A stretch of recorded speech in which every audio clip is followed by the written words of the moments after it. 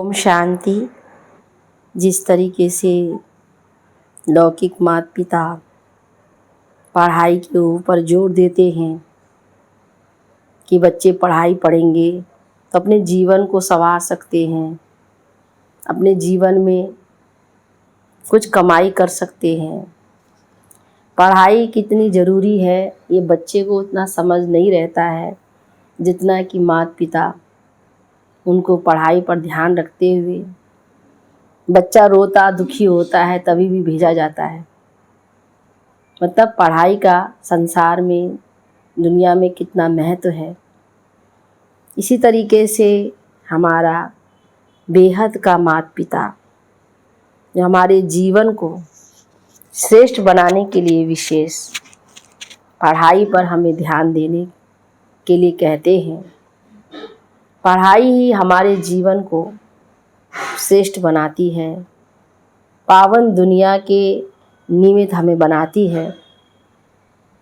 इसलिए बाप दादा का सदा ही यही विचार सोच रहता है कि बच्चे संगम युग जब से बाप मिला है तो पढ़ाई पर उसी अनुसार विशेष ध्यान दे, अपने जीवन को गुणवान बनाएं, औरों को भी इस तरीके से जीवन बदलने से और आत्माओं को भी एक प्रेरणा मिलेगी। इस तरीके से बाबा ने आज हमें विशेष पढ़ाई पर समझाया है। कई ऐसे बच्चे हैं जो पढ़ाई को ध्यान नहीं देते हैं, पढ़ाई ठीक से पढ़ते नहीं हैं। इसीलिए पढ़ना कितना ज़रूरी है अपने जीवन को श्रेष्ठ बनाने के लिए। सुनते हैं बाप दादा के साकार महावाक्य 9/9/2022।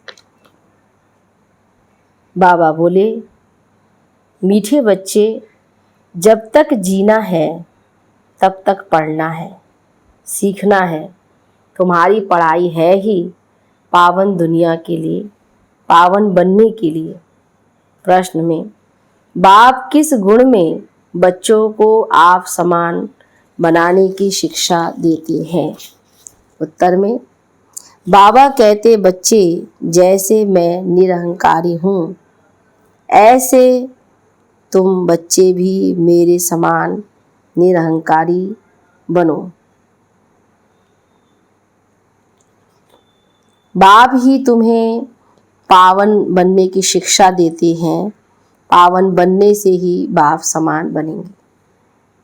दूसरा प्रश्न है, जब बुद्धि अच्छी बनती है तो कौन से राज बुद्धि में स्वतः बैठ जाते हैं? उत्तर में मैं आत्मा क्या हूँ, मेरा बाप परमात्मा क्या है, उनका क्या पाठ है, आत्मा में कैसे अनादि पाठ भरा हुआ है जो बजाती ही रहती है।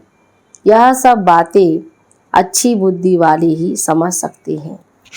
गीत है, धीरज धर मनवा, तेरे सुख के दिन आए कि आए। ओम शांति।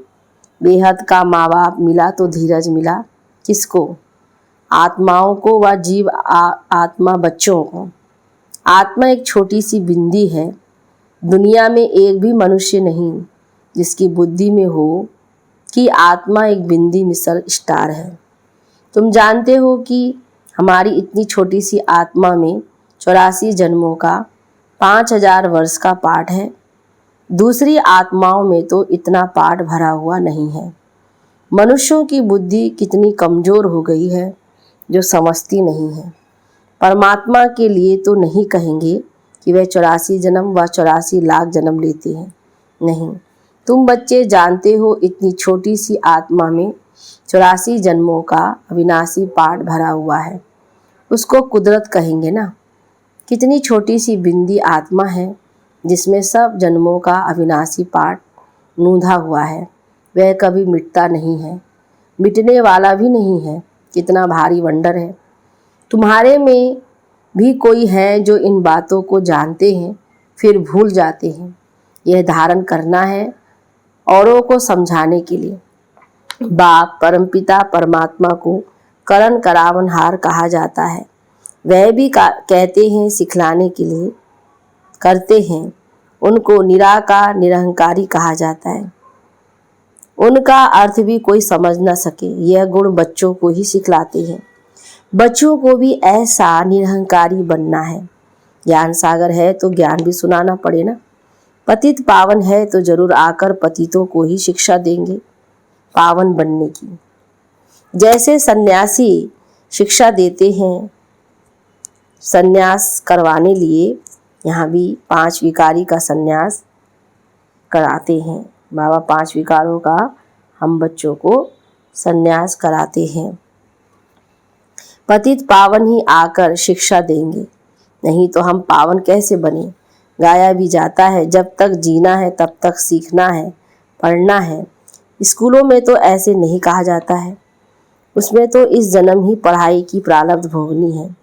यहाँ तो कहा जाता है जब तक जीना है तब तक पढ़ना है, अंत तक कर्मातीत अवस्था को पाना है। आत्मा को योग से ही पवित्र बनाना है। जितना योग में रहेंगे तुम्हारी आत्मा गोल्डन एज में जाएगी, फिर आयरन एज में ना आत्मा को ना शरीर को रहना है। हम पढ़ते ही है पावन दुनिया में आने के लिए। यह ऐसी गुह्य बातें हैं जो कोई कब समझा ना सके। और तो मनुष्य क्या क्या करते रहते हैं। साइंस घमंडी कैसी कैसी चीज़ें बनाते हैं। स्टार मून पर भी जाने का पुरुषार्थ करते हैं। तुम समझते हो इनसे कोई जीवन मुक्ति नहीं मिलती है। करके अल्पकाल क्षण भंगुर सुख मिलता है। एरोप्लेन से सुख भी मिलता है तो दुख भी मिलता है। कल एक्सीडेंट हो जाए तो दुख होगा। स्टीमर डूब जाता है, ट्रेन का एक्सीडेंट हो जाता है। बैठे बैठे भी मनुष्य हार्ट फेल हो जाते हैं। सुख धाम तो है ही अलग, वहाँ सदैव सुख ही सुख है। इस दुनिया में जो भी सुख है वह है ही अल्पकाल काग विष्टा के समान। तुम बच्चों को अभी बहुत अच्छी बुद्धि मिली है। मैं आत्मा क्या हूँ, मेरा बाप परमात्मा क्या है, उनका क्या पाठ है, हमारा क्या पाठ है, सारा बुद्धि में राज है। तुम बच्चों में भी सबके 84 जन्म नहीं कहेंगे। सब थोड़ी सतयुग में इकट्ठे हो जाते हैं, इसलिए सबके पूरे 84 जन्म नहीं कहेंगे। चंद्रवंशी में भी पिछाड़ी तक आते रहते हैं। वृद्धि होती जाएगी, जन्म थोड़ी ना होते जाएंगे, जन्म थोड़े होते जाएंगे। यह विस्तार की बातें हैं। बुढ़ियाओं को पहले अल्फ बे पक्का कराना है। अल्फ मना बाबा, बे मना बादशाही। यह तो बिल्कुल राइट बात है ना। स्वर्ग की बादशाही थी, भारत सारे विश्व का मालिक था और कोई का राज्य नहीं था, तो रुद्र की माला बनती है, वही फिर विष्णु की माला बन जाती है।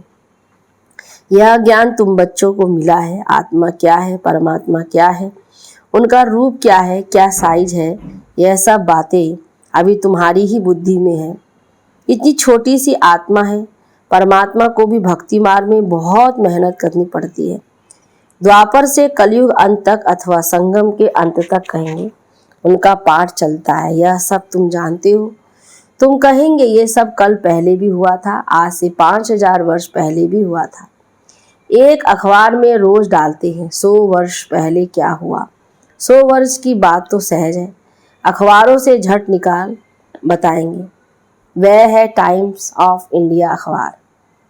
तुम्हारी अखबार है टाइम्स ऑफ वर्ल्ड। यह अक्षर बड़ा अच्छा है, रोज लिख सकते हो आज से 5000 वर्ष पहले क्या हुआ था। 5000 वर्ष पहले जो हुआ था वही अब हुआ। ऐसे ऐसे लिखने से मनुष्यों को ड्रामा का पता तो पड़ जाए। मैगजीन में भी लिख सकते हैं। तुम बच्चों की बुद्धि में तो सारा राज है। आत्मा और परमात्मा का ज्ञान तो कोई भी मनुष्य में नहीं है, तो वह मनुष्य क्या काम का। तुम जानते हो मनुष्य ही 84 जन्म लेते हैं। पहले पहले ब्राह्मण वर्ण, फिर देवता, क्षत्रिय, ऐसे वर्णों में आते हैं। वर्ण तो यहाँ ही है, सूक्ष्म वतन में तो वर्णों की बात ही नहीं है। ब्रह्मा को प्रजापिता कहते हैं, विष्णु को प्रजापिता नहीं कहेंगे। ब्रह्मा द्वारा तो एडाप्ट किया जाता है। विष्णु के 2 रूप लक्ष्मी नारायण के तो बच्चे पैदा होते हैं जो तख्त पर बैठते हैं। शंकर को भी प्रजापिता नहीं कहेंगे। यह भी जानते हो जैसी जैसी भावना है वैसी वैसी साक्षात्कार हो जाता है। बाकी वहाँ कोई सर्प आदि की बात नहीं है, बैल भी वहाँ हो ना सके। सूक्ष्म वतन में तो है ही देवता। सूक्ष्म वतन में जाते हो, बगीचा फल आदि देखते हो, क्या वहाँ बगीचा है? बाबा साक्षात्कार कराते हैं, बाकी है नहीं। बुद्धि कहती है वहाँ सूक्ष्म वतन में झाड़ आदि हो न सके, यह जरूर साक्षात्कार होता है। साक्षात्कार भी यहाँ का कराएंगे। यह सब साक्षात्कार, इसको जादूगरी का खेल कहते हैं। यह कोई नई ज्ञान नहीं है। मनुष्य मनुष्य को बैरिस्टर बनाते हैं, वह कोई जादू नहीं कहेंगे, वह विद्या देते हैं। ये तुम्हारे को मनुष्य से देवता बनाते हैं नई दुनिया के लिए, इसलिए जादूगरी कहा जाता है। दिव्य दृष्टि की चाबी बाबा के पास होने के कारण उनको जादूगर भी कहा जाता है। वे कहते हैं गुरु की कृपा है, मूर्ति से साक्षात्कार हुआ, उससे तो फायदा कुछ भी नहीं। यहाँ तो मेहनत कर स्वयं वे लक्ष्मी नारायण सीताराम बन रहे हो। यहाँ तुम आए हो सूर्यवंशी चंद्रवंशी डिनास्टी के रजवाड़े बनने। पहली मुख्य बात है, कोई नया आता है तो उसको बाप का परिचय दो। ब्रह्म तत्व महातत्व है। शिव बाबा निराकार को कोई ब्रह्म तत्व नहीं कहेंगे। एक एक अक्षर का अर्थ है। तुम ईश्वरीय बच्चे हो, ऐसे नहीं कि सब ईश्वर के रूप हैं। ये बाप बैठ समझाते हैं। बाकी साक्षात्कार आदि की तो चिट चैट है, इनकी आस नहीं रहनी चाहिए। समझते हैं अब खुद बाबा आया है तो साक्षात्कार करा देवे, परंतु ये सब है फालतू। फिर साक्षात्कार ना होने से ना उम्मीद हो, पढ़ाई छोड़ देते हैं। साक्षात्कार में प्रिंस को देखते हैं तो समझते हैं हमको यह बनना है, खुशी हो जाती है। बहुत करके प्रिंस का भी साक्षात्कार होता है। अगर विचार किया जाए तो मुकुटधारी तो सब बनते हैं, मेल फीमेल में फ़र्क नहीं रहता है। सिर्फ फीमेल को लंबा बाल है, थोड़ा शक्ल भी फ़र्क है। आत्माएं कितनी है, एक का नाम रूप ना मिले दूसरे से। आत्मा में अविनाशी पाठ है जो कभी बदल नहीं सकता। तो कैसे वंडरफुल खेल बना हुआ है। आत्मा को अनादि पाठ मिला हुआ है। बाबा कितना सहज कर समझाते हैं। सिर्फ त्रिमूर्ति चित्र के सामने जाकर बैठो तो बुद्धि में सारा चक्र आ जाएगा। यह शिव बाबा है, यह ब्रह्मा है, जिससे ब्राह्मण रचते हैं। अभी कलयुग है, फिर सतयुग आना है। चित्र के सामने खड़ा होने से जैसे कि सारे विश्व का खेल बुद्धि में आ जाता है। तो कैसे चक्र फिरता है, खेल में कौन कौन है, सब मालूम पड़ जाता है। रोज चित्रों को देखते रहो, विचार सागर मंथन करते रहो। यह नर्क है, यह स्वर्ग है, यह संगम है। कितना सहज है। तो रोज प्रैक्टिस करने से बुद्धि में रोशनी आ जाएगी। लक्ष्मी नारायण राधे कृष्ण के लिए भी लिखो। ब्रह्मा द्वारा सतयुग का वर्षा मिलता है। लक्ष्मी नारायण को ये प्रारब्ध कैसे मिली? जरूर संगम युग ही होगा, जब ऐसे कर्म किए हैं। अंतिम जन्म में पुरुषार्थ से उन्होंने यह प्रारब्ध पाई है। तो ऐसे ऐसे ख्याल बुद्धि में आना चाहिए, फिर चित्रों की भी दरकार नहीं रहेगी। बुद्धि में सारा राज आ जाएगा। इन चित्रों से फिर दिल रूपी कागज पर उतारना है। बाबा सेंटर्स के बच्चों का मुख खोलने की युक्ति बता रहे हैं। चित्रों को देखते रहो, अंदर में बोलते रहो। तो रचना के आदि मध्य अंत का राज जानना है। झाड़ में क्लियर है। तपस्या यहाँ कर रहे हैं राजयोग की। यह मनुष्य से देवता बनते हैं। फिर भक्ति मार्ग कैसे शुरू होता है? तो जो जो जिस जिस धर्म के हैं उसमें ही फिर आएंगे। कितना सहज है। उन पर ही फिर समझाना है आत्मा क्या है, परमात्मा क्या है। उनमें अनादि पाठ नूधा हुआ है। सतयुग में हम सुख का पाठ बजाएंगे, इतने जन्म लेंगे। शमशान में भी जाकर किसको समझा सकते हो? जब तक मुर्दा जल जाए तब तक बैठ सत्संग करते हैं। तुमको कोई रोकेगा नहीं, बोलो आओ तुमको हम समझाएं, सुनकर बहुत खुश होंगे। बात करने वाले बहुत समझदार सयाने चाहिए। कहाँ भी जाकर तुम समझा सकते हो। समझाते तो बाबा बहुत अच्छी तरह है। तुम्हारे कच्छ मतलब बगल में सच है, मनुष्य के कच्छ में झूठी गीता है।